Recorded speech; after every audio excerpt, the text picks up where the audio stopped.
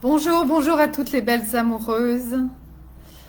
Alors je suis contente d'être là avec vous aujourd'hui à 11h11, même si je vous ai pas, j'ai pas anticipé, je vous ai pas prévenu de ce live.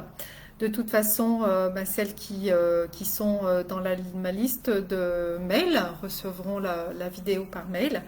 Et puis vous pourrez toujours regarder cette vidéo qui reste dans le groupe de toute façon en rediffusion.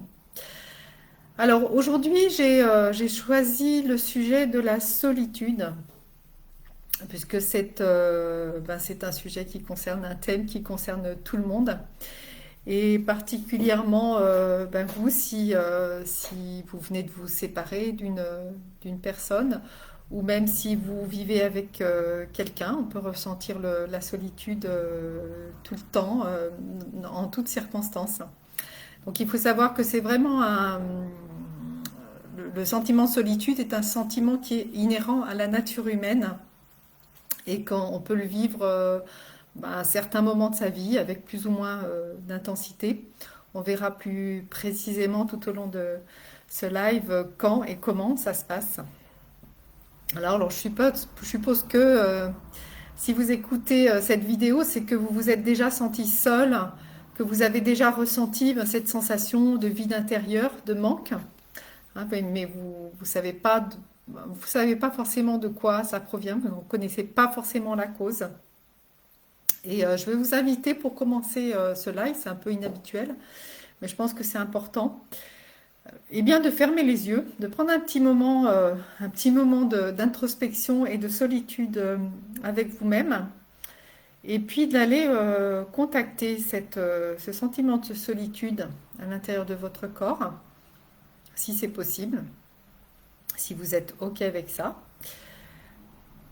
Déjà, observez à l'intérieur de votre corps où ça se loge dans votre corps. Est-ce qu'il y a un endroit plus précisément? Ça peut être dans la poitrine, dans la gorge, au niveau du plexus, de l'estomac, au niveau du ventre. Moi, personnellement, ça se manifeste quand ça se manifeste au niveau de l'estomac, du plexus solaire, une sensation de vide. Il peut y avoir de la douleur aussi. Et puis ça se manifeste au niveau de la gorge, avec la gorge qui est serrée et un sentiment d'angoisse. Voilà, observez donc où ça se loge, quelles sont les sensations physiques, ce que vous ressentez. Hein. Ça peut serrer, ça peut brûler, tirer, faire une sensation de nœud ou de boule. Ça peut être une oppression. Voilà, observez ce qui se passe au niveau physiologique. Et puis, quelles sont les émotions qui sont là? Parce que la solitude, c'est un sentiment, c'est pas une émotion. Hein, donc, la solitude peut être accompagnée d'émotions diverses. Ça peut être de la tristesse, ça peut être du désespoir, un sentiment de désespoir, d'avoir perdu tout espoir, de découragement, de désolation, sentiment d'isolement. Voilà, observez, puis vous pourrez vous-même rajouter, hein, mettre dans les commentaires ce que vous avez ressenti pendant ce petit exercice. Et puis, observez quelles sont vos pensées, à quoi vous pensez en faisant l'exercice. Et qu'est-ce que vous êtes en train de vous dire? Quel est votre dialogue intérieur? Il y a toujours des pensées qui accompagnent les sensations. Voilà, ce petit travail permet déjà de pouvoir ressentir, d'accueillir hein, tout ce qui se passe à l'intérieur de soi, même si vous n'étiez pas dans un sentiment de solitude en ce moment, à ce moment précis. Voilà, en tout cas, je pense que ça vous est déjà arrivé. Alors c'est déjà important. Je vous invite à refaire cet exercice à chaque fois que vous serez dans ce sentiment de solitude, hein, que vous vous sentez seul, pour justement pouvoir accueillir hein, c'est tout ce qui se passe à l'intérieur de vous. Et s'il y a de la tristesse ou de la colère, enfin peu importe l'émotion qui est là, que vous puissiez l'évacuer. Souvent c'est de la tristesse et de pleurer, ça permet justement de s'apaiser, de pouvoir passer à autre chose. Alors, Donc le sentiment de solitude, je disais tout à l'heure qu'il était inhérent à la nature humaine parce qu'il est lié à une souffrance de séparation. Alors, on a tous, ben, c'est le processus de la naissance, hein. Nous sommes tous sortis du ventre de notre mère, hein, pour naître. En principe, il n'y a pas d'autre chemin, hein, que ce soit par césarienne ou par une naissance naturelle. Voilà. Et cette naissance, la conséquence de cette naissance, c'est que nous vivons la séparation, hein, puisque avant la naissance, nous étions à l'intérieur du ventre de notre mère, donc en symbiose, dans cette fusion avec notre mère. Et du coup, à la naissance, nous faisons l'expérience de la séparation. Et bah, parfois, ça se passe... déjà, ça se passe la plupart du temps dans la souffrance pour la mère.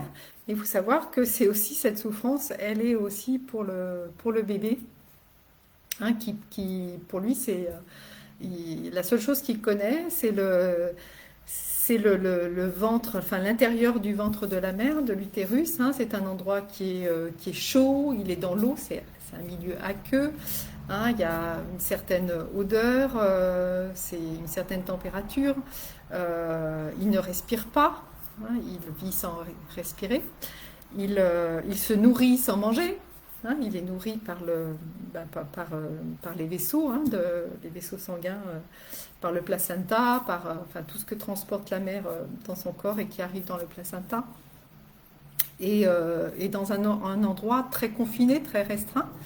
Et du coup, hein, il va devoir sortir déjà par un passage qui est très très étroit. Il est propulsé, poussé à sortir, hein, il ne sait pas du tout ce qui est en train de lui arriver. Il n'a pas la conscience, hein, déjà pour comprendre, même si on lui expliquait, et il ne sait absolument pas ce qui lui arrive. C'est un changement total. C'est vraiment un plongeon dans le vide pour le bébé. Il faut se mettre à sa place. Enfin, vous avez été à sa place, bien entendu. Mais voilà, mettez-vous, en tant qu'adulte maintenant, mettez-vous à la place du petit bébé qui est en train de naître. Et du coup, il arrive la plupart du temps après avoir traversé plus ou moins d'obstacles et de souffrances, parce que ça ne se passe pas toujours très très bien, une naissance, il arrive dans un espace qui est gigantesque pour lui, où il y a une lumière, voilà, c'est éclairé par des néons. Il fait froid parce qu'il ne fait forcément pas la même température qu'à l'intérieur du corps, hein, même s'il fait 28-30 degrés dans la salle de naissance. Voilà, il fait pour le bébé, il fait froid puisqu'il sort de 37 degrés à l'intérieur du corps, hein. Et puis c'est l'inconnu total, il y a plus... voilà, il perd le contact avec sa mère, il n'y a plus cette odeur, parce que son environnement change complètement, c'est une perte totale de repères. Donc imaginez les petits bébés qui sont emmenés tout de suite, qui sont mis dans une couveuse, voilà, qui sont emmenés tout de suite dans une salle de réanimation ou carrément un autre hôpital, ce qui a été le cas pour moi, pour mes propres filles. Alors il y a déjà la mère, hein, qui vit ce syndrome de la séparation, cette souffrance de séparation, et puis le bébé, hein, qui le vit, voilà, à une grande intensité. Donc, en fonction de comment s'est passée finalement votre naissance, comment vous avez vécu votre naissance, vous allez aussi vivre, ça va avoir des conséquences sur votre vie, la façon dont vous allez vivre aussi et gérer ce sentiment de solitude qui est lié à la souffrance de séparation. Alors, il y a aussi quelque chose qui apparaît souvent dans mes consultations, dont j'ai déjà parlé, mais c'est un sujet qui m'est cher. Donc, c'est que ce sentiment de séparation peut avoir commencé déjà à l'intérieur de l'utérus de la mère, par les personnes qui ont vécu le syndrome du jumeau perdu. Il faut savoir que 10% à peu près des grossesses sont des grossesses gémellaires ou des grossesses multiples et qui sont passées inaperçues. C'est-à-dire qu'ils n'ont pas été, bien sûr, détectés par l'échographie, puisque c'était trop tôt, hein, un des jumeaux a disparu avant. Et, euh, et du coup, imaginez, vous êtes toujours vous êtes à l'intérieur de l'utérus de votre mère, vous êtes un embryon en train de vous former, même si ça peut être même plus tard, hein. Ça peut se passer jusqu'à la naissance, hein, de perdre un jumeau.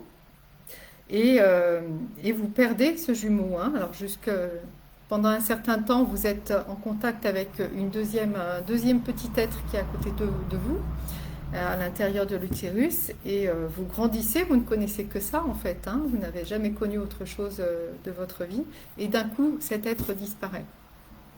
Voilà, donc ce sentiment de séparation, il peut venir aussi de fait que vous ayez vécu du syndrome du jumeau perdu. Donc je ne vais pas m'étendre sur ce syndrome parce que donc il y a des personnes qui sont vraiment spécialisées dans l'étude et dans la guérison, dans la libération, hein, de tout ce qui est toutes les conséquences, hein, de ce syndrome. Et notamment, donc je vous invite à écouter une vidéo, je mettrai en lien au-dessus de cette vidéo, une vidéo de Karine Morer, qui est vraiment, qui a créé une formation en ligne pour justement se libérer, hein, de cette difficulté liée au syndrome du jumeau perdu. Elle appelle ça le syndrome du jumeau manquant. Voilà, donc je vous invite vraiment, si vous vous reconnaissez si vous sentez que ça résonne, qu'il y a quelque chose qui résonne, je vous invite à écouter cette vidéo. En tout cas, ce qui se passe, quand vous avez vécu ça, mais aussi suite à la naissance, quand vous vivez la souffrance de la séparation, voilà, vous faites l'expérience de la perte de quelque chose, de la perte soit d'un être cher, soit de tout ce qui était avant, de tout ce que vous avez perdu, que vous connaissiez avant. Et il y a cette expérience aussi du manque affectif, hein, puisque finalement la présence, le fait d'être à l'intérieur de la mère, ou la présence de ce petit être à côté de vous, venait combler, hein, vous faire en sorte que vous vous sentiez complet à l'intérieur de vous. Il n'y avait aucun manque, pas de vide, pas de manque. Et du coup, cette souffrance amène à faire l'expérience du manque affectif. Et la conséquence, ça peut être d'être dans la dépendance, de rechercher à combler ce manque et d'être dans la dépendance affective. Alors il y a à la fois on va dire les deux symptômes qu'on rencontre, c'est la peur de perdre, la peur de perdre quelque chose qui amène à contrôler tout son environnement, et puis la peur de manquer, qui peut se traduire par la peur de manquer d'amour, mais qui peut être aussi la peur de manquer d'argent, puisque c'est très lié. Voilà, donc vous pouvez vous reconnaître dans ces deux difficultés. Alors, donc la conséquence de cette souffrance de séparation,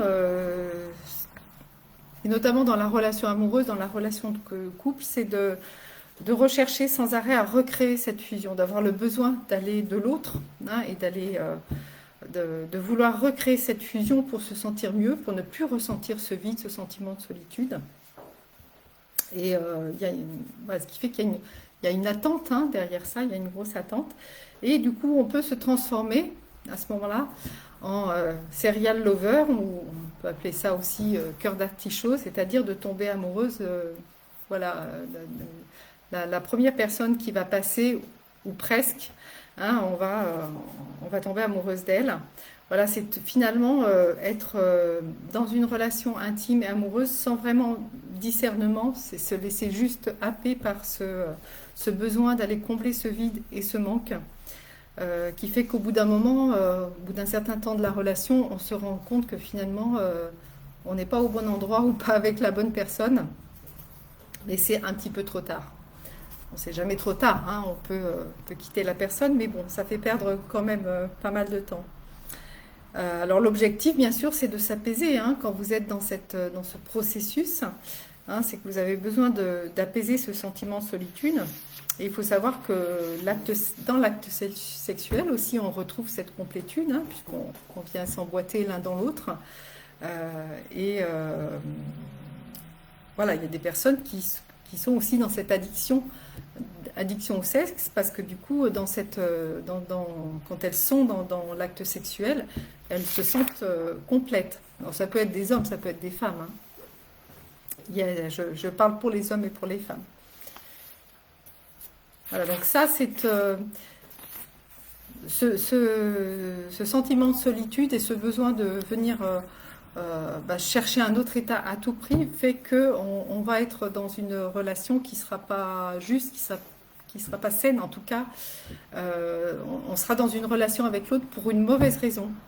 Et du coup, on risque de se retrouver avec la mauvaise personne et puis avec toutes les conséquences, tous les déboires qui risquent d'y avoir avec. Donc, c'est pour cette raison que je parle du sentiment de solitude. D'autre part, c'est aussi quelque chose dont... Alors, sentiment de solitude, moi personnellement, j'en ai fait l'expérience toute ma vie. J'ai reçu... Dans mon enfance, à des moments, je me suis sentie très seule. À l'adolescence, beaucoup d'adolescents se sentent très seuls. Quand j'étais en couple, même en couple, je me sentais seule. Même quand j'étais en famille avec mes enfants, par moments, je ressentais ce sentiment de solitude.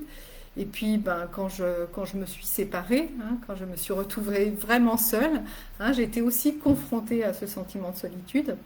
Et à nouveau, aujourd'hui, où je suis seule dans ma vie, c'est-à-dire que je ne suis plus en couple, je ressens, alors surtout les premières semaines, j'ai ressenti avec beaucoup d'intensité ce sentiment de solitude, et puis je le ressens encore par moments.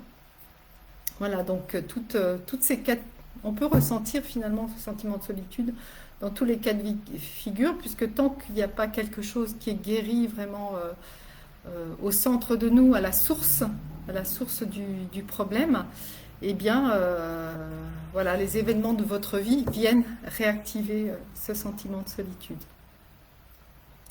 Alors, là, dans cette vidéo, je vais aussi vous donner des pistes pour apprendre à gérer ce sentiment de solitude et oui, je veux dire à le gérer et puis aussi en faire une opportunité, une ressource pour grandir en conscience et pour être dans votre chemin d'individuation, pour avancer sur votre chemin d'individuation.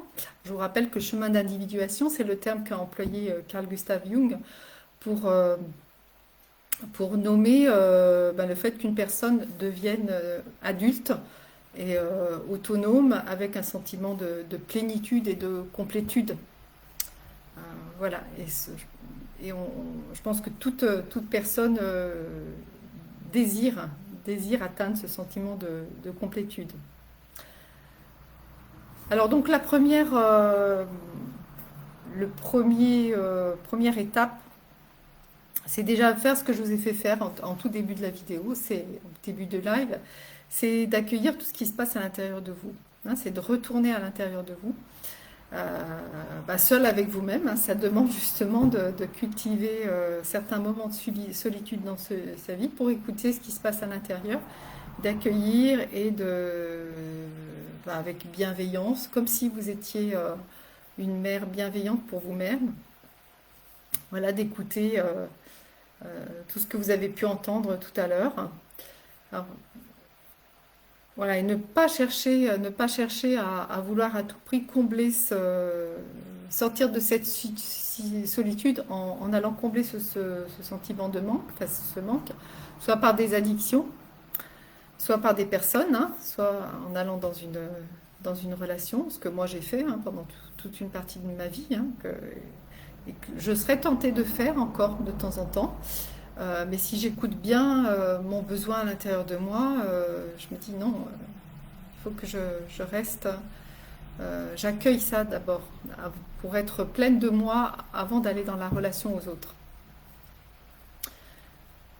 Alors, donc justement, la deuxième piste, c'est vraiment quand vous êtes dans cette relation avec vous-même, dans ce moment de solitude avec vous-même, c'est d'être dans la rencontre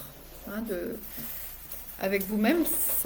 Ça vous donne cette opportunité de vous rencontrer vous-même, parce qu'on ne se connaît jamais vraiment assez.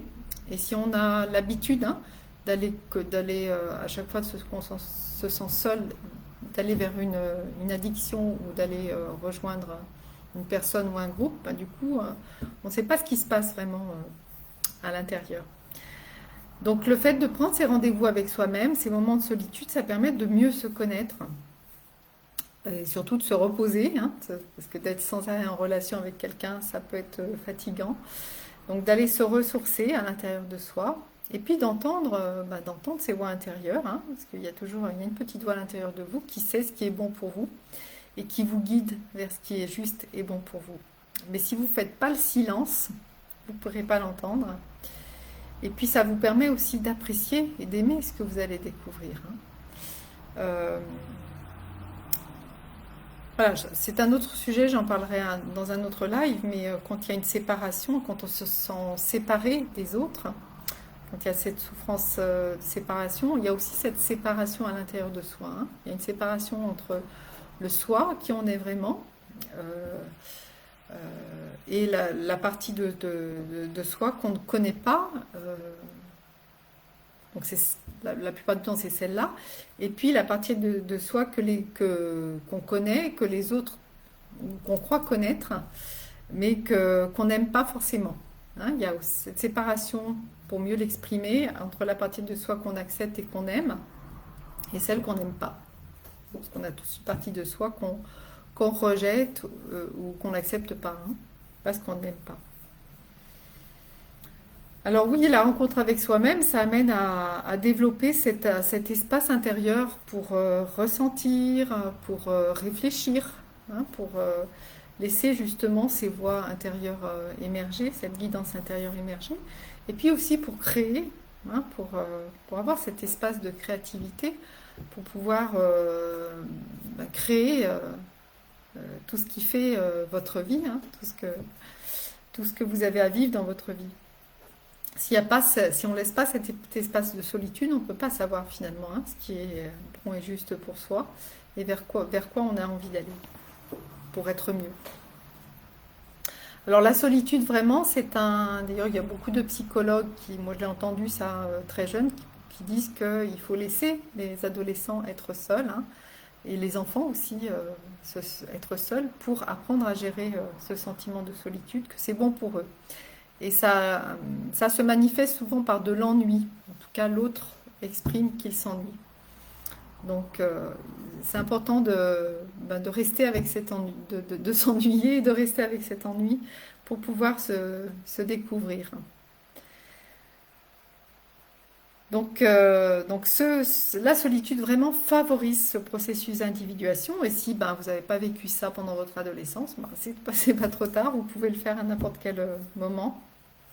Et d'ailleurs, c'est ce que propose, ce à quoi on vous invite dans les retraites spirituelles, hein. C'est vraiment de vivre cette solitude avec vous-même pour laisser émerger tout ce que vous ne voulez plus à l'intérieur de vous, mais aussi ce à quoi vous aspirez. Alors, par contre, rester dans ce sentiment d'isolement,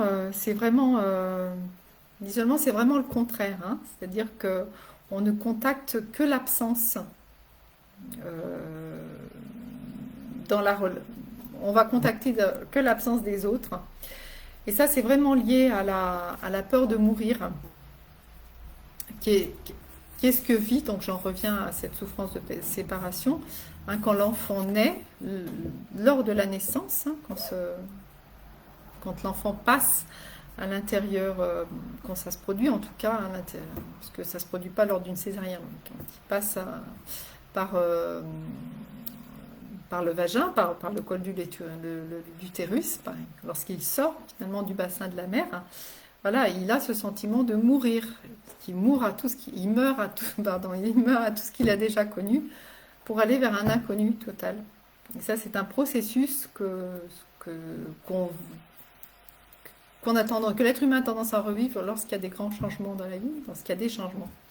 Hein, cette peur de mourir et qui réactive l'anxiété de la mort. Donc lorsqu'il y a ce sentiment de solitude, voilà, il peut y avoir cette réactivation d'une anxiété de la mort, qui est simplement que la peur que sans l'autre, elle ne pourra pas, sans l'autre, j'ai la conviction que je ne pourrai jamais m'en sortir et surmonter les menaces de l'existence. Moi, c'est vraiment quelque chose que j'ai ressenti pendant toute ma vie avec beaucoup de récurrence, c'est que je ne pouvais pas me débrouiller sans quelqu'un, que je ne pouvais pas m'en sortir toute seule. Que voilà, que de toute façon, que même c'était trop difficile et c'était même impossible, que je ne pouvais pas m'en sortir toute seule. Et ce qui a amené à une grande souffrance de solitude. Et il